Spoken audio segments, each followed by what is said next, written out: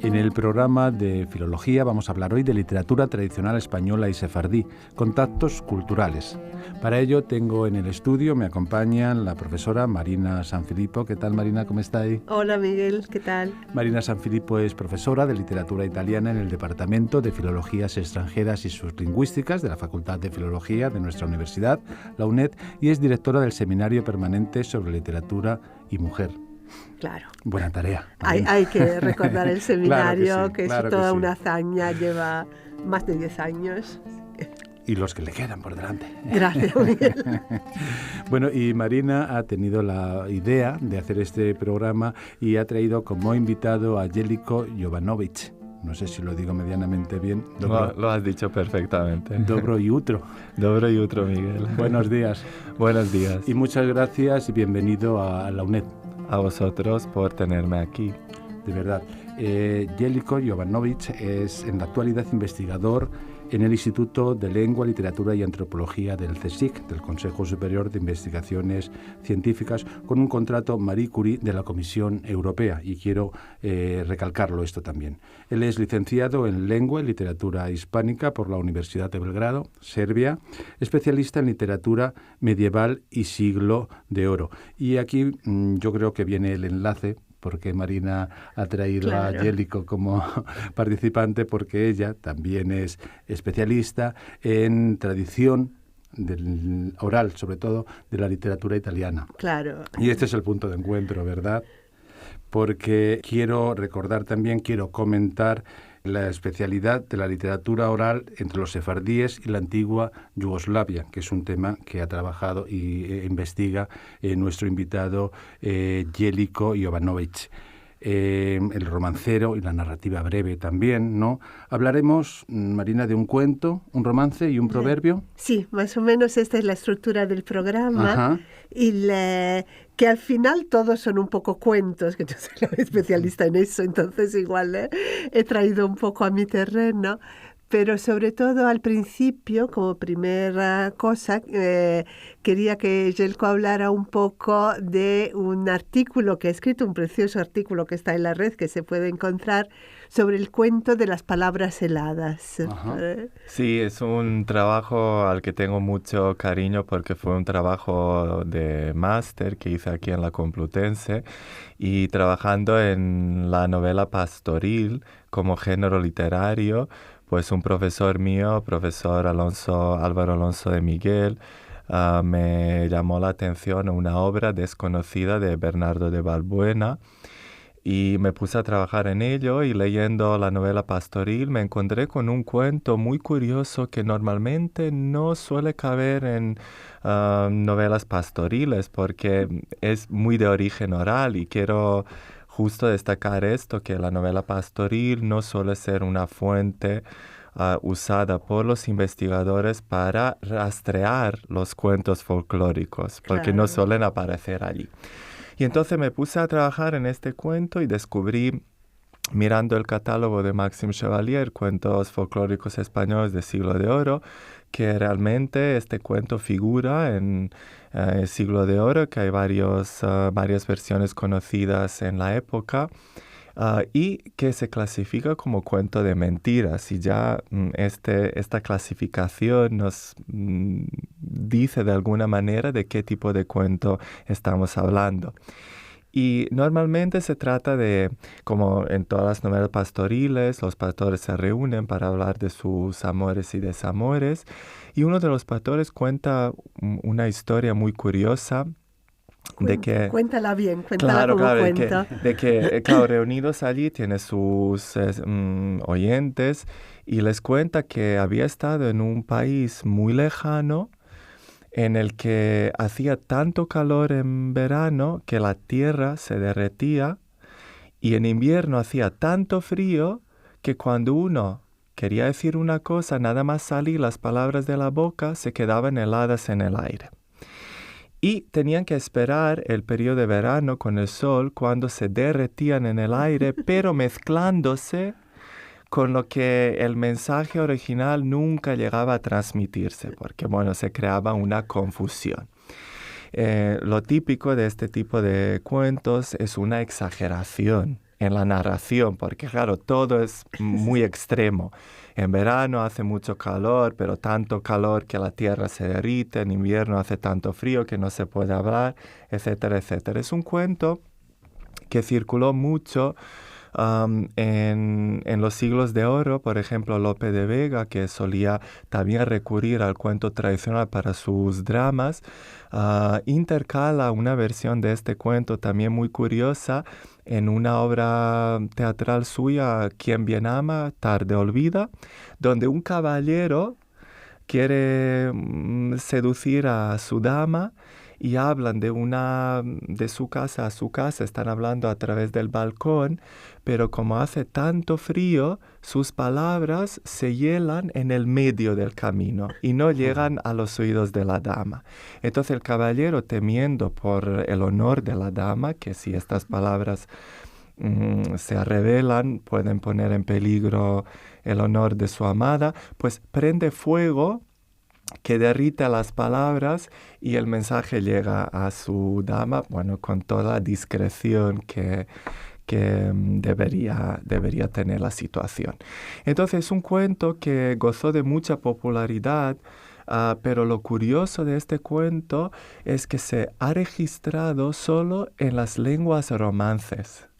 Tenemos versiones italianas, que seguro que tú, Marina, conoces alguna. Aparece en la obra del Cortesano, por ejemplo. Tenemos versiones francesas en la obra de François Rabelais. Y en la península tenemos hasta versiones catalanas. Por lo que es un cuento que gozó de mucha popularidad con pequeños cambios. Si en algunas versiones es el sol quien derrita las palabras, en otras es el fuego.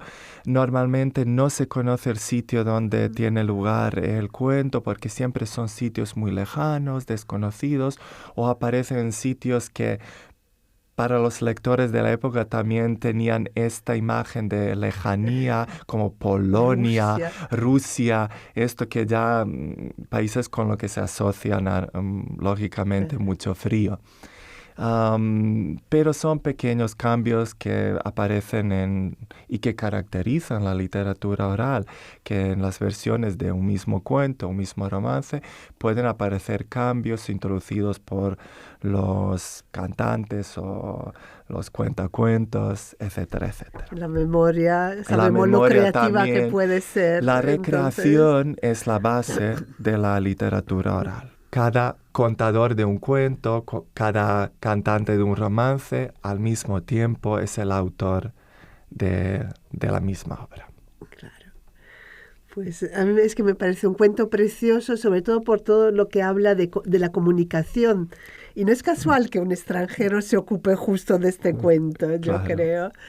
Y bueno, creo que nos ha venido muy bien para aclarar hasta qué punto la literatura alta, la literatura escrita, se imbrinca con la tradición oral. Sin duda, y también para ver esta cadena de transmisión que viene desde siglos de oro en España, las versiones que tenemos hasta la modernidad, porque pasamos por una versión que aparece, por ejemplo, en la obra La Gaviota de Fernán Caballero, hasta las versiones catalanas que fueron recopiladas en el siglo XX por Joan Amades en su libro de literatura folclórica y de cuentos orales catalanes. Quiero decir que vemos que esta cadena de transmisión oral no tiene su fin. O sea, no tiene su final en este sentido, que puede ir desde hace siglos, desde muy lejos en el pasado hasta la actualidad. Hay una cosa, Miguel, por estos programas quedan después en la red y tienen una ficha. Sí. Entonces, como Zelko está nombrando que si Chevalier, que si Amades, ¿podemos después pasarte una pequeña bibliografía para incluirla en la ficha? Porque creo que... Sí. Queda en la ficha con palabras relacionadas. Queda colgado, de todas formas, el programa que se emite por Radio 3 de Radio Nacional de España en canal.uned.es. Y es de acceso libre, no solamente para estudiantes de la UNED, que por supuesto es recomendable, pero cualquier persona que entre en canal.uned.es y buscando por autores o por participantes. Aprovecho ahora para decir Marina Sanfilippo y Jellico Jovanovic. Allí encontrarán el programa. Muy buena yo no estoy Marina. citando todos los datos bibliográficos para no quitar mucho tiempo, o sea, pero de todas formas creo que una lista bibliográfica puede ser muy útil. Sí, y yo creo que está bien traído la relación, ¿no? Porque la relación, él ha hablado desde el siglo de oro a luego la tradición del siglo XIX, Fernán Caballero, o la tradición catalana, recogida por Joan Amades, y esto da fe también de la vivencia del relato tradicional, justo, ¿no? Justo. Culto, esto es. Uh-huh. Y bueno, y a propósito de eso, de la pervivencia de ciertos temas, creo es el que tenemos que pasar a Delgadina, así además del cuento pasamos a romance. No está muy clara la diferencia, pero... Es verdad, porque muchos temas romancísticos también se tratan en la narrativa y viceversa. O sea, tenemos versiones de cuentos sobre un tema que luego también se tratan en el romancero. Vemos cómo la literatura oral se entrelaza y está conectada de varias maneras. Delgadina es un romance muy peculiar por varios motivos, pero antes de empezar con Delgadina solo voy a destacar que los sefardíes, que es el nombre que designa normalmente los descendientes de los judíos españoles aquí, se llevaron desde aquí, cuando fueron expulsados en 1492, un legado muy importante, un legado cultural muy rico y muy importante que seguían cultivando en la diáspora. Y el romancero era una de las formas muy queridas de literatura oral que se difundía muchísimo entre los sefardíes. Y otra vez volvemos a esta cadena de transmisión y de alguna manera de mantenimiento de este legado a través de los siglos, porque el romancero se empezó a recopilar entre los sefardíes muy tardíamente, a finales del siglo XIX y a lo largo del siglo XX. Pero seguía y sigue siendo muy vivo. Con lo que dice, os podéis imaginar que salieron de aquí a finales del siglo XV, en el siglo XX todavía seguían cantando los mismos romances que se cantaban aquí en la época medieval.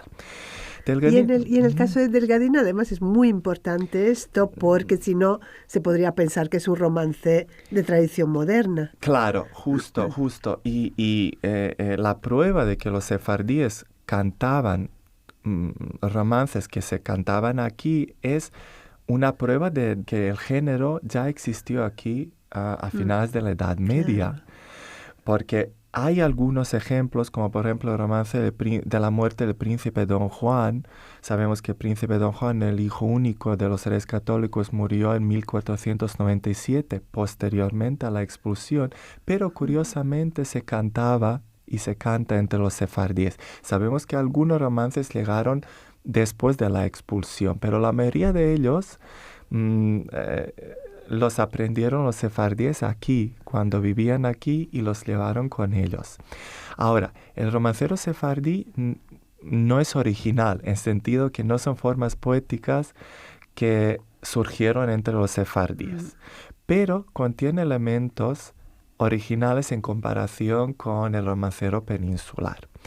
Delgadina es un romance del que no disponemos una versión antigua por el simple motivo de que, como trata un tema muy desagradable, que es un tema del incesto paterno-filial, se supone que los editores de los libros de romances en el siglo XVI no incluyeron este romance por la temática que trataba, pero aparecen referencias a la historia de Delgadina en varias obras literarias de la época, por lo que sabemos que se conocía, solo que no disponemos de una versión antigua. Y es un romance, como he dicho, muy curioso por el papel que desempeñó en la sociedad española y luego en la sefardí. No hay que olvidar que la literatura oral siempre ha sido una herramienta muy eficaz para educar a los miembros de la comunidad. Por eso los romances y los cuentos tratan de todo tipo de temas que afectan a la gente en su vida diaria. Y El romance de Gadina sin duda surgió con la intención didáctica de enseñar a los miembros de la comunidad de que ciertas relaciones no son permitidas y que los que violan estas normas pueden esperar un tipo de castigo. Ahora, este castigo puede variar en las versiones españolas de Gadina, que es la historia de un padre, de un rey que tiene 3 hijas, y la más joven se llama Delgadina, entonces el padre le propone ser su amada. La hija, consciente de que esto no estaba bien, lo rechaza, pero el padre, para doblegar su voluntad, la encierra en una torre y le da de comer solo la comida salada sin agua, para de alguna manera intentar convencerla. O con agua en que se lavan 7 sardinas. Esto claro, puede variar, pero por lo general le priva del agua y le da la comida salada para provocar más sed. Entonces ella se asoma por la ventana, ve a su madre, ve a sus hermanas y les pide ayuda, pero todos tienen mucho miedo al rey y le niegan esta ayuda. Y al final, cuando ella dice que sí a su padre le manda agua, pero antes de que pueda beber agua, ella se muere, con lo que el incesto nunca llega a ocurrir. Y el típico desenlace en las versiones peninsulares, que son cristianas, es que la Virgen lleva el alma de la niña al paraíso y el alma del padre está condenada a los fuegos del infierno. Entonces, ese típico desenlace cristiano, con lo que la niña es premiada por el sacrificio que ha mostrado y el agresor, que en este caso es el padre, es castigado con el castigo divino. Los sefardíes cantaban mucho este romance, pero claro, lo depuraron porque quitaron todas las referencias cristianas, porque claro, en la religión judía la intervención de santos y la Virgen no ocurre. Entonces para ellos esto no tenía ningún papel y el romance termina solo con la muerte de la niña que no cede a los deseos del padre y de alguna manera deja la sensación de ser más trágicas o más crueles porque no tenemos una recompensa para la niña por el sacrificio. El desenlace normalmente solo manda un mensaje que el padre tiene que vivir con sentimiento de culpabilidad de haber causado la desgracia familiar. Pero lo que pasa con este romance, y esto es muy curioso, que en España tenemos muchísimas versiones recopiladas en el siglo XX, hasta tal punto que los recopiladores dejaron de recopilar más porque de alguna manera se cansaron y vieron que las versiones se repetían y no había mucha diferencia entre ellas. Pero el motivo por el que sobrevivió de manera tan abrumadora este romance en España es porque se convirtió en una canción de cuna. Es que las madres y las abuelas empezaron a cantar el romance a los bebés por una melodía muy pegajosa que tenía, por una historia de una niña encerrada en una torre, pero lo que pasa es que al convertirse en una canción de cuna, el romance perdió su valor didáctico, porque se dirigía a un público que no era más capaz de comprender el mensaje que quería transmitir el romance. Sin embargo, entre los sefardíes, todo lo contrario. Era un romance que cantaban las mujeres mayores a las jóvenes, adolescentes normalmente, que entraban en la edad para casarse, para advertirles del peligro y enseñarles cómo tienen que actuar en caso de que ocurra una cosa así. Entonces el romance de alguna manera pretendía proporcionar a las chicas jóvenes un tipo de mecanismo de defensa que si llega a pasar una cosa así, tienen que decir no, a costa de su vida, que es mejor morir que aceptar una cosa así. Y muy curioso es que Esther Levy, una sefardí que reside en Israel, que fue entrevistada por Tamar Alexander Fraser sobre este romance, pues Tamar le preguntó si ella conocía algún caso de estos en la actualidad.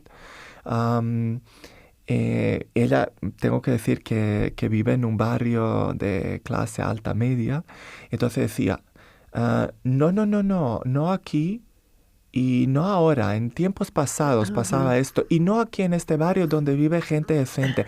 En los barrios bajos, por ejemplo, en la ciudad vieja de Jerusalén, donde viven los pobres.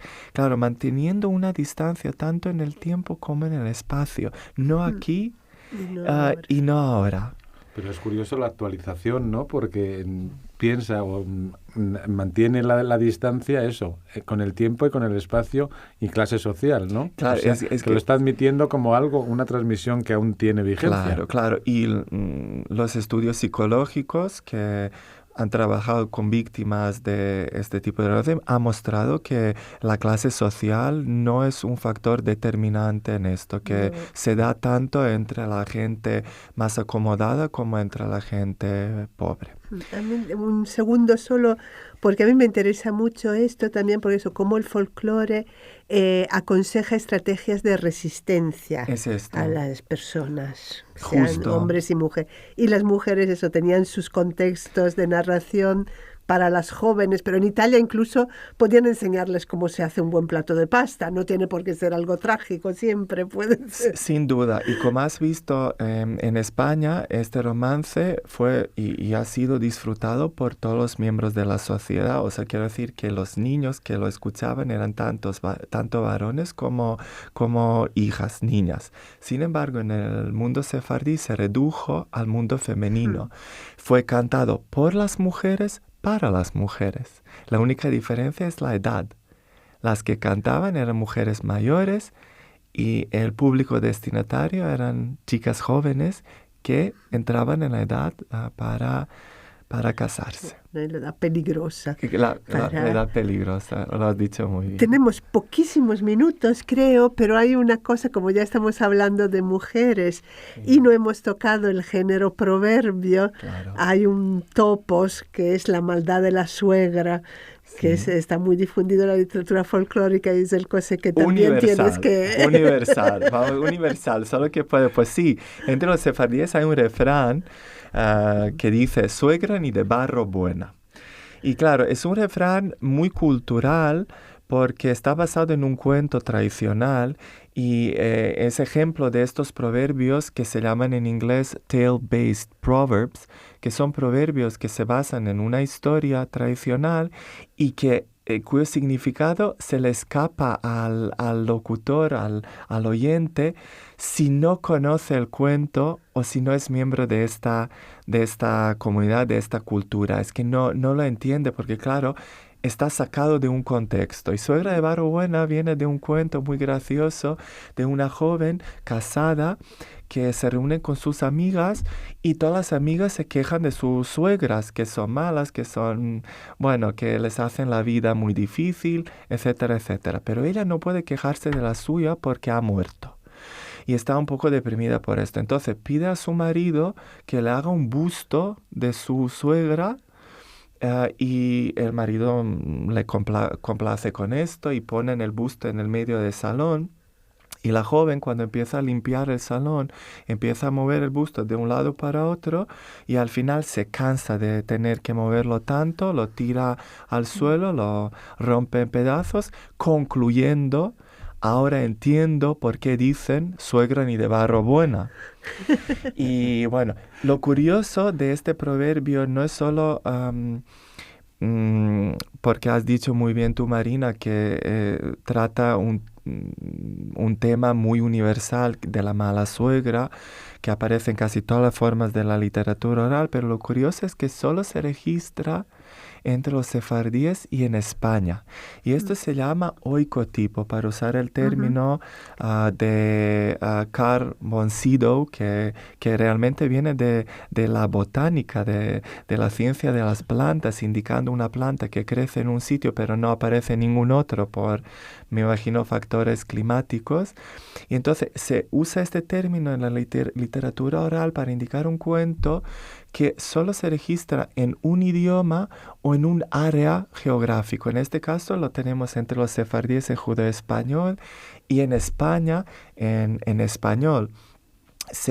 Por ejemplo, aparece en el diccionario de proverbios de Gonzalo Correas, allí la versión española de este proverbio, que es muy parecida a la sefardí, y hay varios ejemplos de este cuento también recogidos en el Siglo de Oro, que aparecen en el catálogo de Maxime Chevalier, que lo pueden buscar los que están interesados en enterarse más. Pero lo curioso es que vemos que representa, y esta es mi opinión, un legado sefardí, pero que los sefardíes habían aprendido aquí.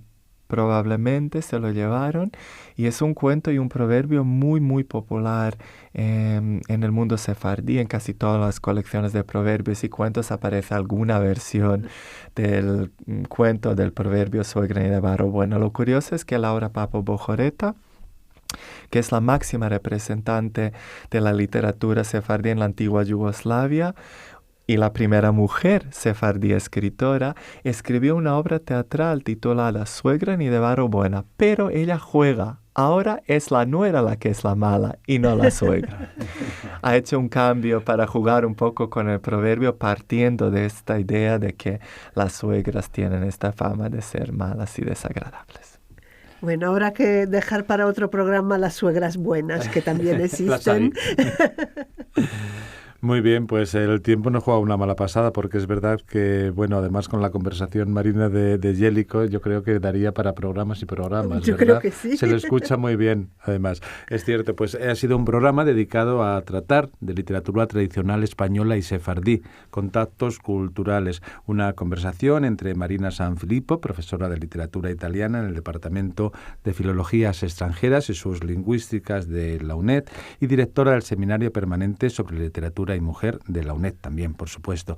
Y el invitado que ha tenido a bien venir esta mañana a agradarnos con su conversación en el estudio de radio de la UNED, Jellicoe Jovanovic, que en la actualidad es investigador en el Instituto de Lengua, Literatura y Antropología del CSIC, con un contrato Marie Curie de la Comisión Europea. Muchas gracias y esperamos que haya una nueva ocasión para ponernos delante de un micrófono y hablar de muchas de las historias que yo creo que conforman ese contacto cultural y enriquecen, yo creo, el contacto entre generaciones y estudios y, bueno, abierto aquí, delante de un micrófono. Muchísimas gracias a vosotros. Gracias, hasta luego. Un rey tenía 3 hijas, tan lindas como la plata. La más hermosa de todas, Delgadina se llamaba. Delgadina, Delgadina, tú tienes que ser mi dama. No lo quiera el Dios del cielo, ni la Virgen soberana, de ser mujer de mi padre, de mis hermanas madrastra. La metió en una torre a carne vaca salada, la tuvo allí 7 meses sin beber nada de agua. A eso de los 7 meses asomóse a una ventana donde vio a su hermana estar jugando en bolera larga. Hermana, si eres mi hermana, yo por Dios te lo rogara, que solamente me diera gotita de agua, que el corazón se me parte y la vida se me acaba. Quítate de ahí, delgadina, quítate de esa ventana, que si nuestro Padre nos ve, la cabeza nos cortará. Asómose más abajo, donde había otra ventana, donde vio a su madre estar en silla de oro sentada.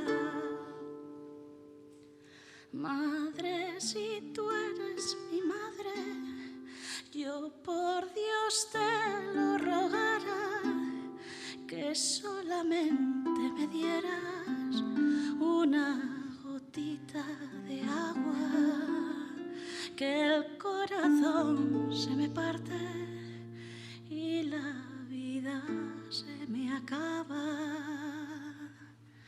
Quítate de ahí, delgadina, quítate de esa ventana, que si tu Padre nos ve, la cabeza nos cortará. Asómose más abajo, donde había otra ventana, donde vio a su padre estar cortejando una dama. Padre, si tú eres mi padre, yo por Dios te lo rogara, que solamente me dieras una gotita de agua, que el corazón se me parte y la vida se me acaba. Y alto caballero saltó a delgadina dar agua, unos con jarras de oro y otros con jarras de plata. Cuando el agua ya llegaba, delgadina suspiraba. La cama de delgadina los ángeles la llevaban, y la cama de su padre los demonios la arrastraban.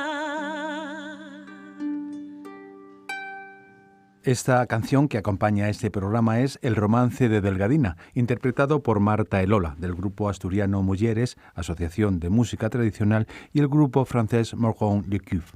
Gracias.